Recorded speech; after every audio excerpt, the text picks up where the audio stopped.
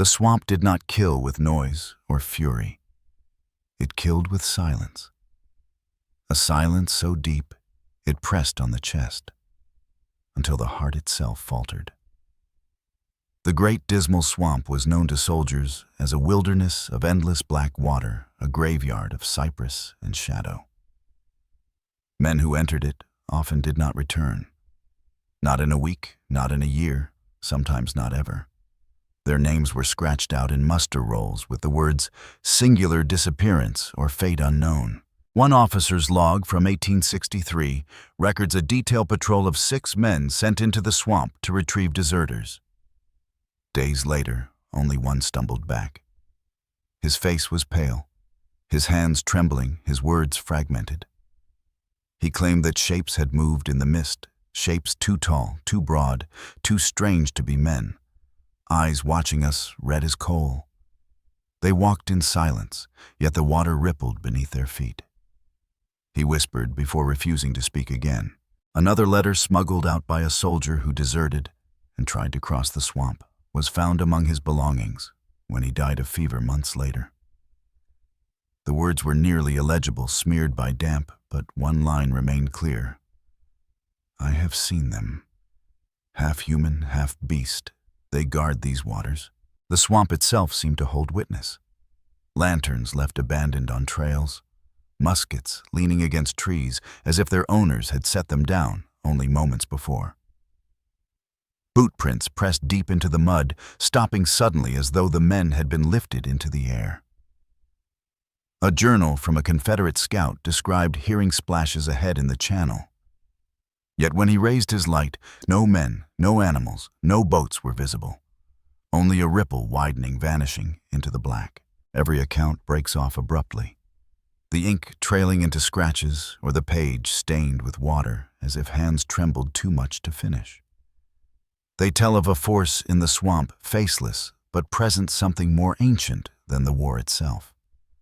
Soldiers called them shadows. Deserters called them guardians. Others dared to call them curses. What remains is a tapestry of fragments. Official logs broken, sentences hushed, recollections, woven into one haunting refrain in the Great Dismal Swamp. There were figures moving in the reeds, not holy man, not holy beast. And those who looked too long into their eyes never returned to speak of it. The Great Dismal Swamp was not simply a patch of wilderness on a map. It was a world unto itself, stretching across more than 1,000,000 acres in its prime, from the southern edge of Virginia into the flatlands of North Carolina.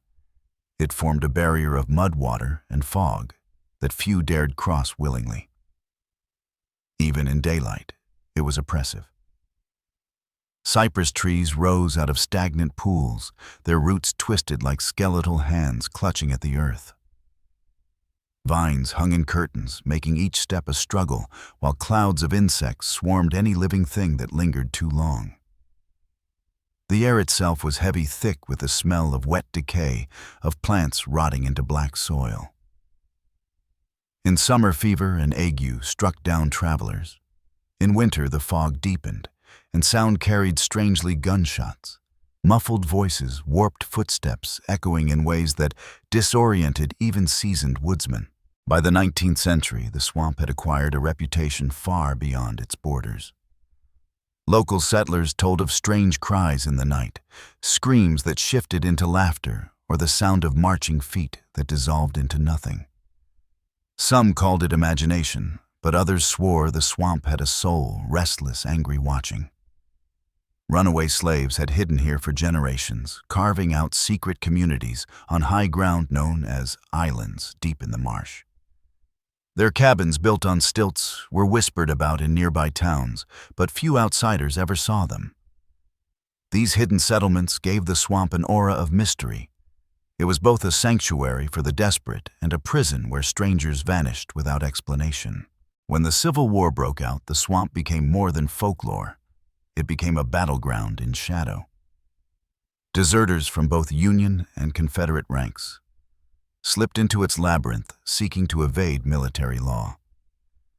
Officers described the swamp as a natural fortress, impossible to police fully. Patrols sent in pursuit often came back empty-handed or not at all. The soldiers who returned carried stories darker than mere desertion.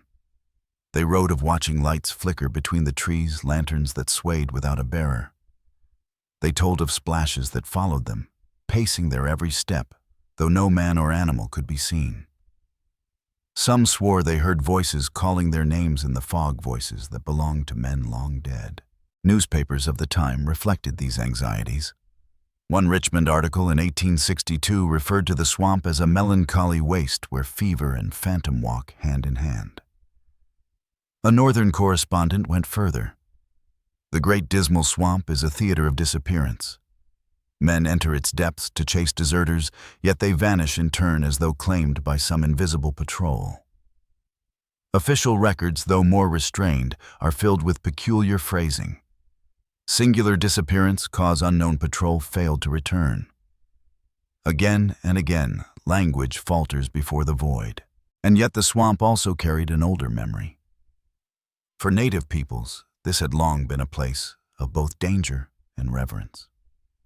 Some believed spirits lived in its waters, guardians that protected the land from intrusion. Others told of creatures half human, half wild, who walked the margins between this world and another. These tales already present merged seamlessly with the soldiers' accounts until fact and folklore became indistinguishable. What makes the context so striking is that the swamp was more than just a backdrop. It was an active participant in the war's chaos. It offered cover for the hunted, but it punished the hunters. It preserved the desperate, but it swallowed the careless.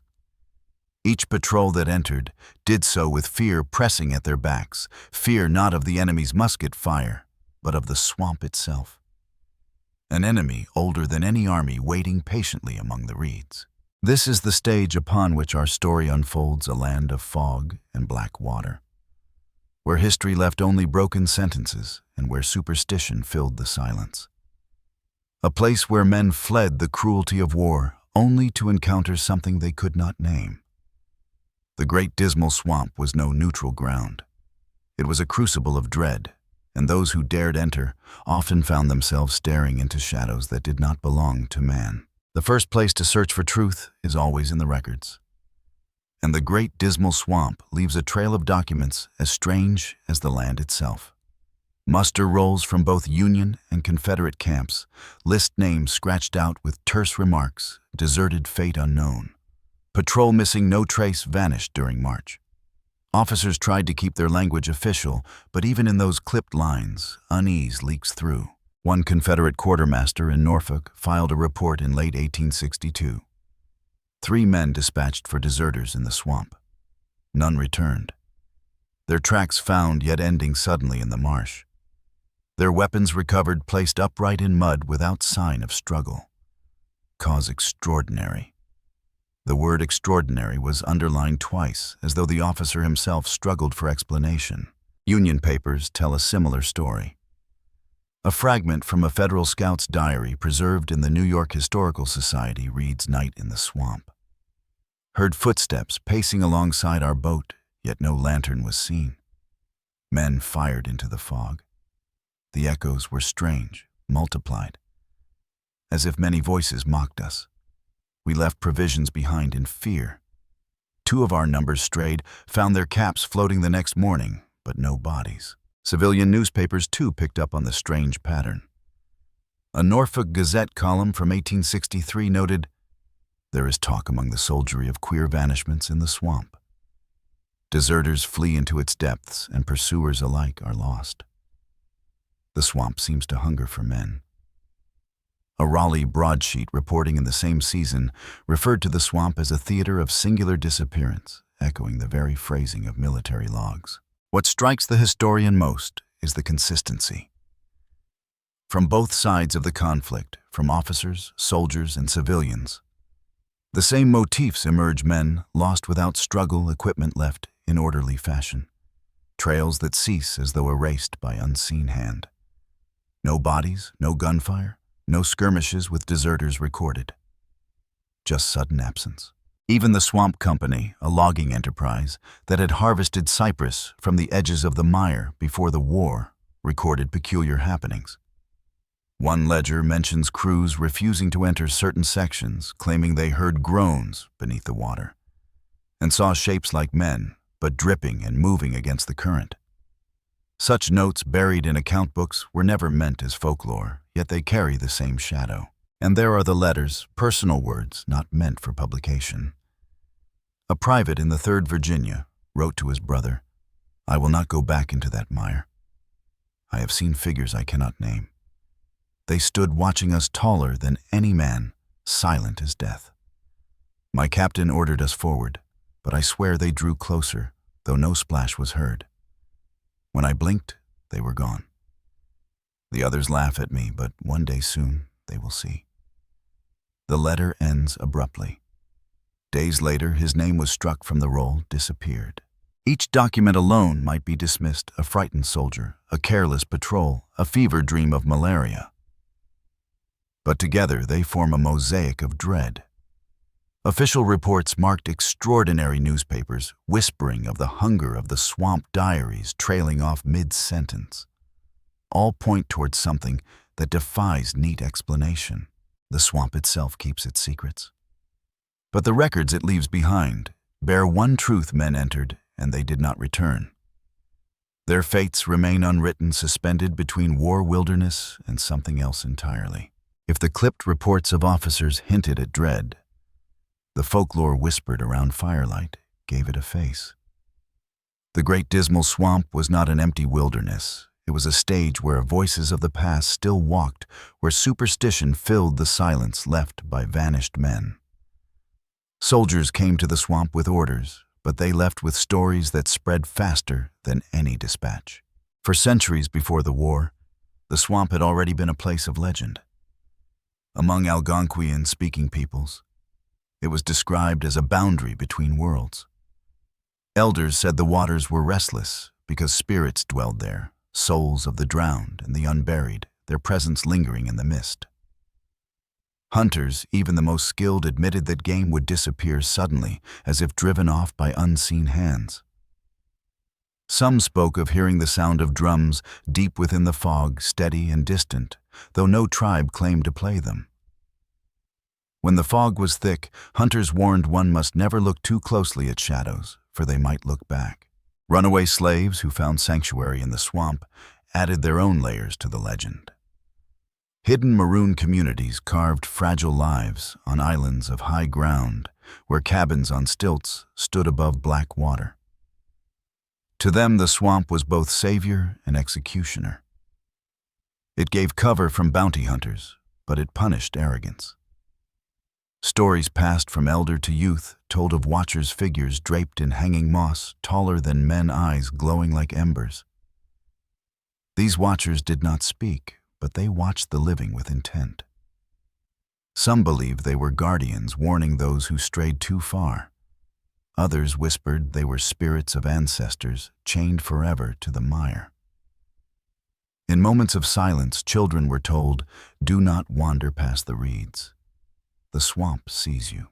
During the Civil War, soldiers' fears fused with these older tales. Around campfires, men told stories not of enemy armies, but of deserters who disappeared under strange conditions. Some claimed they had seen patrols herded in circles, their lanterns leading them back to the same tree again and again until the light sputtered out. Others swore they heard their own names whispered in the fog, in the exact voices of mothers, wives, or fallen comrades, only to chase the sound into darkness and vanish. One Confederate sergeant warned his men never to whistle in the swamp. "The swamp does not like music," he told them. Union scouts repeated a ritual lighting 3 lanterns in a line, yet claimed the middle flame was always extinguished, snuffed out as if by invisible fingers. Even civilians along the swamp's edge contributed their own pieces. Farmers spoke of ghost fires, balls of light drifting over the reeds at night, leading the unwary into deadly bogs. Boatmen swore the swamp moaned when night fell, its winds carrying sounds like weeping. Some told of seeing faces in the fog itself, half-formed, pale, and dripping, vanishing when the torch was raised. A Norfolk woodcutter refused to harvest cypress from certain groves, saying the trees themselves groaned at dusk as though remembering the weight of the drowned. Among all these stories, one figure returned again and again: the Swamp Walkers. They were said to stride across mud and water without sinking their steps, silent but deliberate. Descriptions varied. Some claimed they were draped in moss, with limbs too long and torsos stooped. Others insisted they looked almost human, except for their eyes, which burned faintly in the dark. They never ran, never attacked outright. They simply appeared, watching, pacing, waiting. Those who saw them were marked, the stories said, and sooner or later they too vanished. To the men who fought in the war, these tales became more than campfire warnings. They became explanations.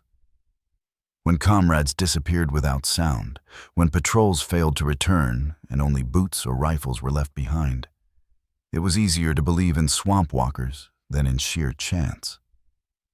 Folklore filled the void where official language failed. Fever might explain some deaths. Fear might explain some reports. But not all. Not the orderly muskets leaning in mud. Not the trails that ended without a struggle. Not the ink in journals cut off mid-word. The swamp offered no clarity, only more stories. It became a place where history and folklore interwove so tightly that the boundary dissolved. And in that space between the documented and the whispered, the swamp seemed to breathe as though alive, an old presence feeding on both fact and superstition, making men vanish into its black waters and leaving behind only silence. The Great Dismal Swamp was never just one story. What made it terrifying was how its tales did not stand alone. They resonated with accounts from other places, other times as though stitched together by the same unseen hand. When one follows these fragments across the war, a chilling pattern begins to emerge. Disappearance without struggle, weapons left behind as if carefully arranged patrols swallowed in silence, and the constant refrain of something shadow beast or spirit moving at the edges of human sight. In Georgia, a captain recorded the strange vanishing of a night watch at a wooden bridge on a supply road. 3 men had been posted there, charged with guarding a narrow crossing. At dawn, their replacements found the bridge empty. Rifles leaned upright against the railing, cartridge boxes stacked neatly in a row, a lantern flickering at half-wick as though just trimmed. But no men. The river flowed calm beneath its surface, unbroken. The report in the captain's hand was careful, but a single phrase betrayed his unease: men absent. Cause unknown. Local farmers later refused to cross the bridge after dark, claiming they heard footsteps pacing across the planks. Footsteps that never ceased, though no figure was seen. On the Potomac, the river itself carried back another riddle. A patrol boat drifted into view one morning, its lantern still glowing faintly through mist. Inside, the oars rested in their locks, rations sat untouched in a tin, and jackets were folded in a corner. But the crew, 5 men, were gone. No splashes had been heard, no cries for help. For days afterward, fishermen swore they heard voices, calling softly from the fog, voices that spoke the names of the missing syllables, stretched long and mournful over water. The official report, filed with reluctance, labeled the matter as a singular disappearance. The words were bureaucratic, but to those who lived along the river, it was a haunting. At Antietam, where tens of thousands had fallen in open battle, the stories wore another face. Survivors whispered of a hound, black as coal, wandering the fields at dusk. Its eyes glowed like embers, and it padded silently along the lines of pickets. Soldiers spoke of feeling watched, their hair rising as the animal approached. Days later, those very men were missing from their posts.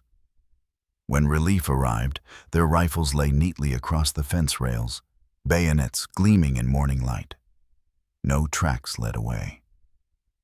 Locals said the hound was not flesh, but a revenant, a curse born from the blood spilled in those fields. The Army records, unable to dismiss the missing, settled once more on the phrase, fate uncertain. The stories multiplied. In Tennessee, soldiers guarding a ridge at night claimed to hear distant drumming. They thought it an enemy signal and braced for attack. But dawn revealed nothing. No troops, no drums, only silence. The pickets who had first raised the alarm were gone. Their coats had been folded neatly on a fallen log rifles leaning beside them. In Louisiana's bayous, 2 men sent to fetch water from a cypress-lined pool disappeared before they could return. Their buckets were found half-filled at the edge, as though hands had set them down moments before vanishing.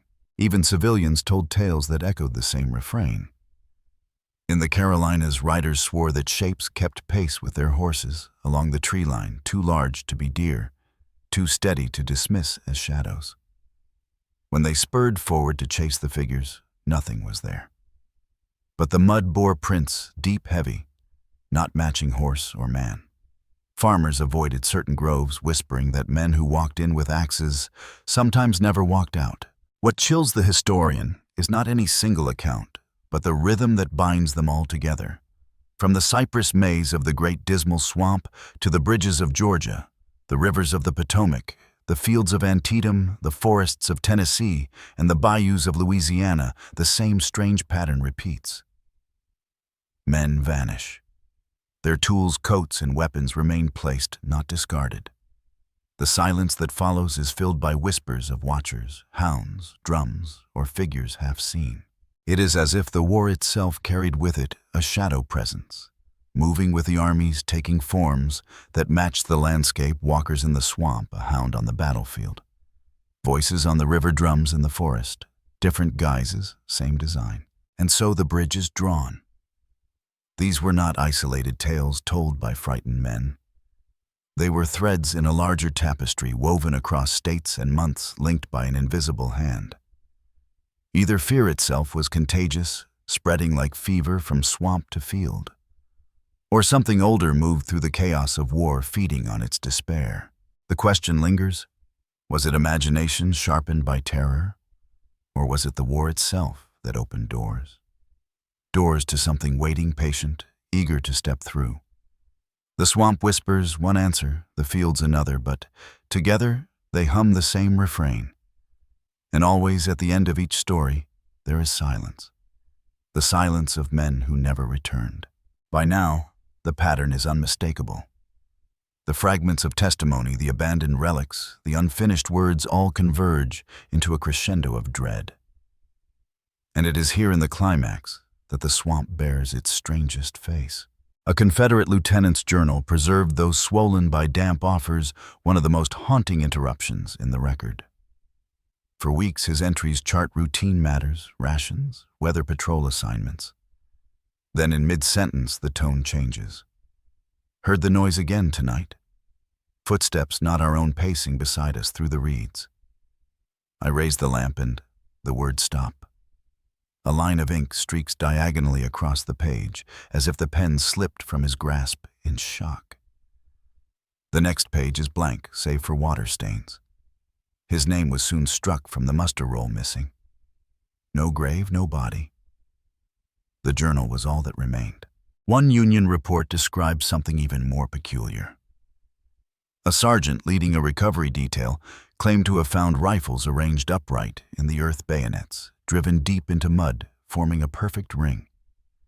Inside that circle, boot prints overlapped, pacing back and forth.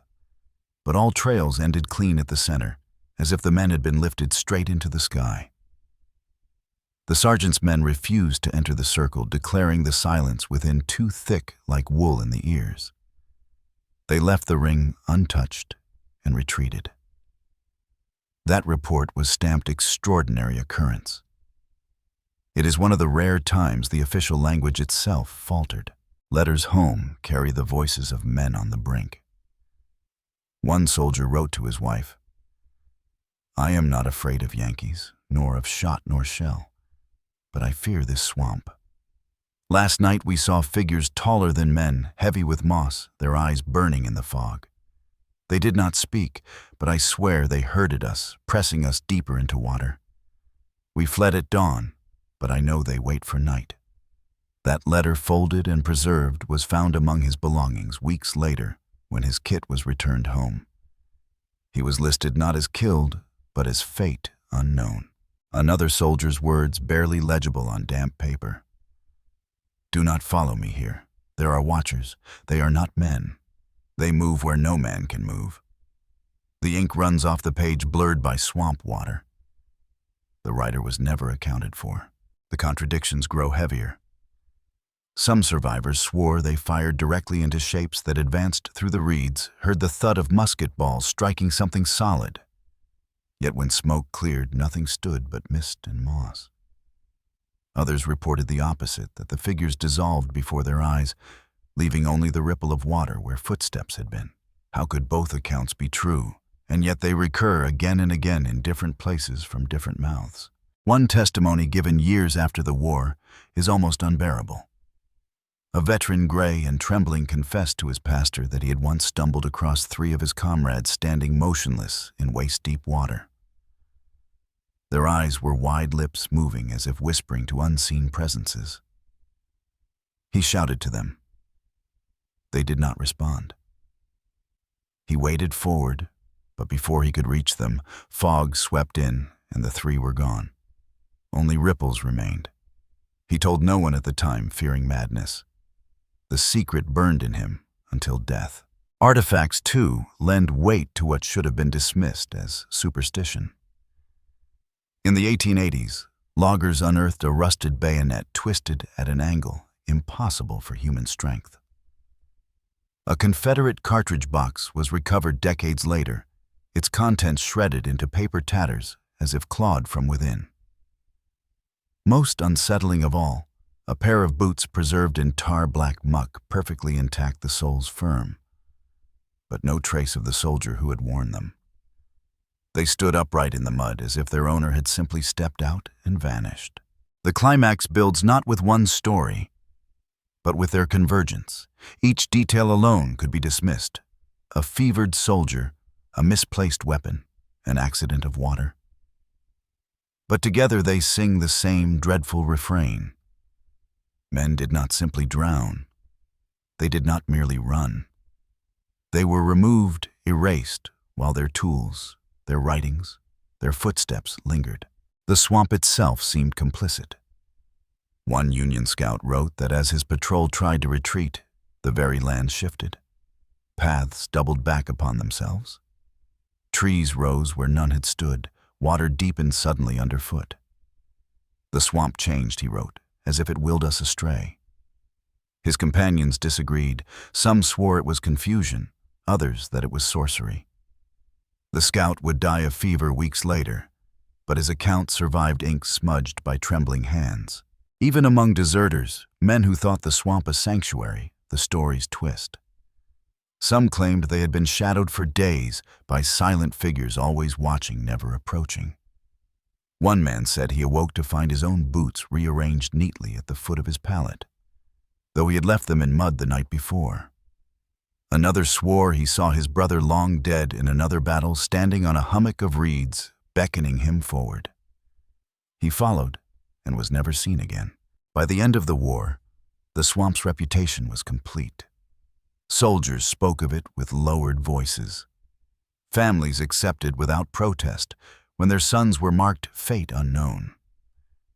And in the archives today remain dozens of fragments, journals halting mid-sentence reports, stamped extraordinary relics, inexplicable, and the uneasy silence of those who would not speak of what they saw. The climax is not a revelation. It is a realization that something moved in those waters, something not of human order, something that observed, selected, and erased. The Great Dismal Swamp did not merely hide men, it claimed them. And in doing so, it became one of the war's darkest battlefields, a battlefield without a shot fired, a battlefield where the enemy was never named. The Great Dismal Swamp still lies there today, stretching across the border of Virginia and North Carolina, a place of reeds, black water, and endless fog. To the traveler, it may look quiet. Even beautiful sunlight, breaking on the cypress birds, wheeling above the tree line, the water reflecting like dark glass. But to those who know its history, the swamp is no simple landscape. It is a graveyard without tombstones, a battlefield without markers, a vast silence filled with names that never returned. The war has ended. The armies are long dissolved. Their flags are folded away in museums, their generals buried beneath monuments. Yet the swamp endures, unchanged. Men once listed as missing or fate unknown still lie somewhere beneath its waters, or perhaps nowhere at all. No bones have been found, no graves uncovered. Instead, the swamp keeps its secrets in silence, and that silence has weight. What are we to make of this? One answer is practical fever, confusion, drowning, and fear. Men were only human. The swamp was vast and merciless. But the records do not fit so neatly. Journals ending mid-sentence, rifles planted in circles, boots left upright in mud, letters trembling with descriptions of watchers' eyes in the fog, footsteps pacing on water. These are not the language of fever, they are the language of witness. The swamp does not explain itself. It never has, and the echoes ripple outward. In Georgia, a bridge where footsteps still sound on empty planks. In Maryland, the fields of Antietam, where a black hound is said to walk at dusk, its eyes aflame. Along the Potomac, a boat returned without crew, its lantern still burning. In Tennessee, drums heard in the forest answered by silence. In Louisiana, buckets resting by the water's edge, their bearers vanished. Each story separate yet tied together by the same refrain: absence without struggle, belongings without men, the suggestion of something seen but never caught in full light. Perhaps it was war itself that awakened these presences. Wars break not only bodies, but boundaries. They fill the land with blood and fear, and in such places the line between living and shadow grows thin. Perhaps the soldier's imagination, stoked by fever, hunger, and dread, gave shape to older whispers that had always haunted these lands. Or perhaps the swamp and its kindred places need no imagination at all. Perhaps something older has always walked there, patient, unseen, waiting for the noise of men to stumble into its silence. Even now, travelers tell of strange sensations. The boardwalks laid for tourists creak at dusk, as though bearing more weight than the eye can see. Hikers speak of the uncanny sense of being watched, though no figure appears. Boatmen describe ripples pacing them across still water, keeping perfect time with their oars. And in the thickest fog, some insist they glimpse faces pale, dripping, and half-formed, gone in the instant one blinks. This is how the swamp answers questions, not with clarity, but with fragments, hints, unfinished words. Just as in the war, it leaves us with silence, where men once stood silence, where stories should end silence, that grows heavier the longer one listens. So we leave where we began, with absence. Rifles without men. Journals without conclusions. Voices without bodies. And a swamp that has never spoken its truth. The Great Dismal Swamp remains a wound in the landscape, stitched shut by moss and fog, but never healed. Those who disappeared there are not forgotten, but neither are they explained. Perhaps they are buried beneath roots. Perhaps they walk still, silent and watchful. Perhaps they became the very shadows that frightened the living. And so we ask one last time, what truly walks in the swamp? Were they fever dreams of frightened soldiers? Were they spirits of the drowned guardians of a forbidden land? Or something else older still, that the war merely stirred awake? The files close with the same words repeated over and over, words that have outlasted the soldiers themselves, fate unknown. And perhaps that is the only answer we will ever have.